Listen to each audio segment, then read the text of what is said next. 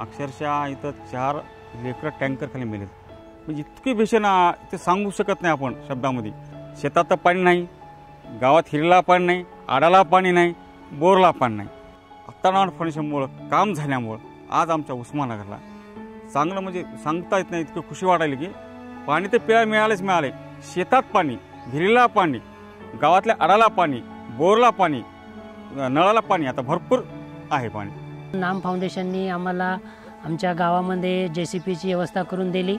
लोकसहभागातून आम्ही सर्व गावकऱ्यांनी डिझेलची व्यवस्था करून सर्वांनी मिळून आमच्या शेताच्या बाजूला जो नाला जातो त्या नाल्याचं आम्ही खोलीकरण केलं. काम झालं आणि पाऊसही भरपूर झाला आणि पाऊस पडला आणि पाऊस आडला. याच्यामुळं जमिनीमध्ये पाणी वाढलं. पाणी वाढल्यामुळं गावामध्ये आडायला बोरला पाणी वाढलं. त्या ह्याच्यातून निघालेला गाळ आहे तो गाळ शेतकऱ्यांनी आपल्या शेतामध्ये नेऊन टाकला. त्याच्यामुळे शेतकऱ्यांचा पण फायदा झाला व शेतकऱ्यांची जमीन सुपीक झाली.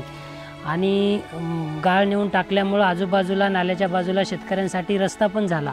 आणि अतिवृष्टी जर झाली तर आता ते शेतात पाणी येत नाही, खाली पाणी वाहत जातं. अगोदर उन्हाळ्यात पाणी कमी पडायचं शेतीला, त्यावेळेस आम्ही सोयाबीन हरभरा घ्यायचो. आता आम्हाला ऊस घेता येते, केळी घेता येतात, हळद घेता येते.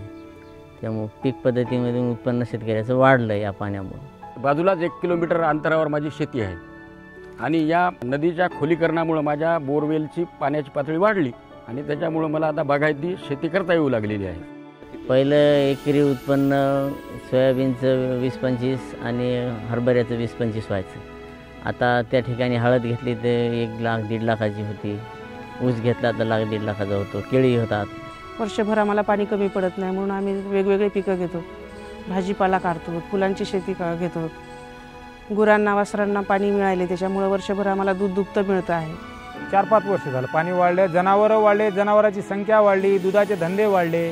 गावामध्ये आता 2 डेऱ्या चालू झाल्या, दुधाच्या म्हशी झाल्या. आता लोक इथून नांदेडला दूध न्यायलेत. आता लोकांचे डबल उत्पन्न झाले. कोणी आता माळवेवाले टेम्पो घेऊन नांदेडला माळवं घेऊन जातात इथून. त्याच्यानंतर ऊस एक प्रचंड एका वर्षी आला, त्याच्यामुळं माझं 12-13 लाख रुपयाचं घर झालं. इथं तर कामच नव्हतं ना शेतात. का इथं पाणी शेताला नव्हतं तर बाहेरगाव लोक जात गेले कामाला. आता पाणी असल्यामुळं आता नळ योजना झाली, आता सगळंच झालं. आता लोक गावाकडेही आलेत राहायला.